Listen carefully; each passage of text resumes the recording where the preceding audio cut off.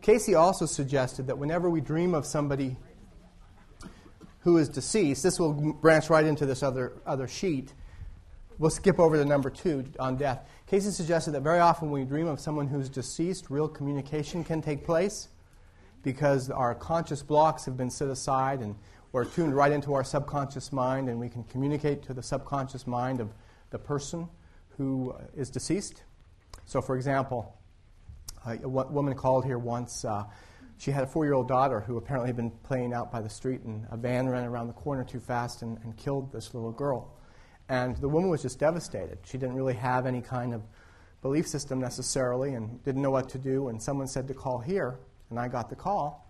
And her daughter's name was Stacy, and she was worried that Stacy was just gone. That was it. Death was the end of it.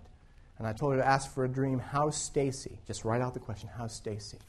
She called me the next day. She said, I had a dream, but it doesn't make any sense. I said, what's the dream? And the dream was she went out to the cemetery where Stacy's buried, and right on Stacy's grave, Stacy was sitting with a birthday cake in front of her and a candle lit, and she looked up and she said, don't worry, Mommy, I'm okay, I'm okay, I'm okay. And the woman says, but she's not okay, she's dead. And I said, no, she's very much alive. She's just not physical. She had had a birth into the other dimension. So real communication can take place between. So if you have a deceased loved one, you want to know how they're doing, just write out the question, how's so-and-so? If you want to give them a piece of your mind, that's the way to do it, Okay, automobile. Automobile very often symbolizes either our physical body or our life's direction. Physical body because it's like we're all driving, we're not really physical bodies who just happen to have souls. We're actually spiritual beings who are in a physical body. Right now I'm driving around in a 1958 Kevin Todeschi. This is what it looks like. And that's how it is for all of us. We're all driving around in a physical body. So how much mileage do I have? So our car can be our life's direction, our physical body. If you dream that you're going down a hill lickety-split in your car, and all at once you try to put on the brakes and the brakes don't work, what might that dream mean? Your life's out of control. What else might it mean? You need to check your brakes in real life. So we can have dreams that are literal or metaphorical, okay, in every area of our life. The third one on your sheet, different places. Whatever you associate with that place is what it can symbolize, just like it says on your sheet there. Dreams of falling. How many people have heard the wives tell that if you dream that you're falling and you hit the ground, you don't really wake up, you die? How many people have heard that? Incorrect. That's incorrect. If you have a dog or a cat, and sometimes they're sleeping, sometimes that little dog will bark even though he's asleep, or his paws will run, or the kitty will talk in his sleep. We have sometimes normal physiological responses in the dream state. So in real life, if someone pushed you off the edge of a building, you'd have an adrenaline rush. Your heart would beat faster. You'd be in panic. In the dream state, when our heart starts to beat faster, it pulls us out of the dream state because we have an adrenaline rush. It's not because we have to wake up, otherwise we're going to be dead. It doesn't have anything to do with that. Do animals dream? Animals dream, yes. When they're barking in their sleep? Mm-hmm. Unless your dog's crazy, yeah. Dreams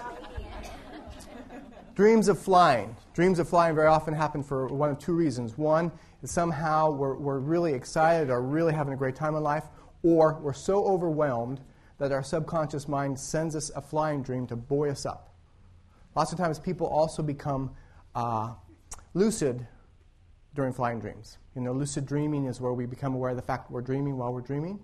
And I had a dream class once where one of the young men there said that he often lucid dreamed, and he was from a Christian background. So I told him the next time he lucid dreamed and was flying, to instead of wasting it, like, where can I find all the cake I want and not gain any weight, or where are all the naked people on the beach, or any of those things, instead to do something spiritual and ask to speak to Jesus, because his background was Christian. So he said he'd do it. And a few weeks later, he told the class he had this dream. He's flying around in the clouds.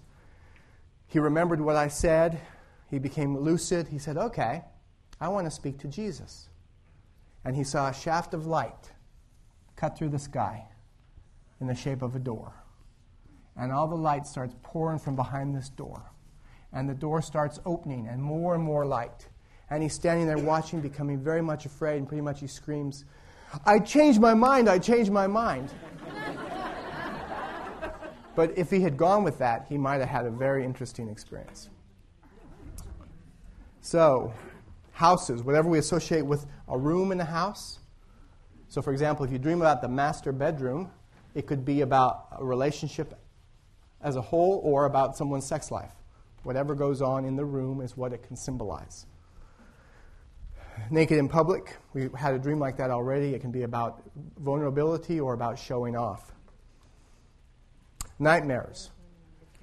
Oftentimes, if our subconscious mind is trying to get us to remember something, it will send us one of two different kinds of dreams.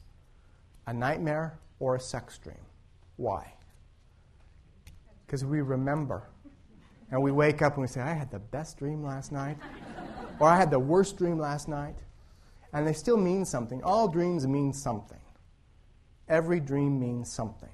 Sometimes it's not something very important, but all dreams mean something.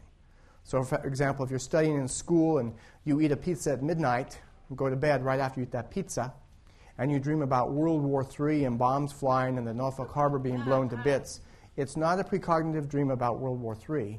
It's suggesting your digestion's at war. So all dreams mean something. People, whatever we associate with the person is what they symbolize. If we had a dream about George Bush, the president, what might that symbolize? Pick somebody else? Okay, how about... All right, let's say you dreamed about Barbra Streisand. Pick some. If you dream about Barbra Streisand, what might that suggest? I'm gay. Okay. We all have personal symbols. It suggests singing ability. It might suggest to someone else somebody who's nosy. Wealthy. It might suggest wealth. It might suggest insecurity. She's afraid to sing in public. It might suggest somebody who's found her soulmate, Jim Brolin. So every person has a personal association with somebody. If we dreamed about Barbra Streisand, we probably would not look up the phone book in Malibu to call her and say, "Hey, Babs, I had a dream for you." And yet that's exactly what we do when we dream about a friend. I had a dream for you. We do not dream for other people. Almost never.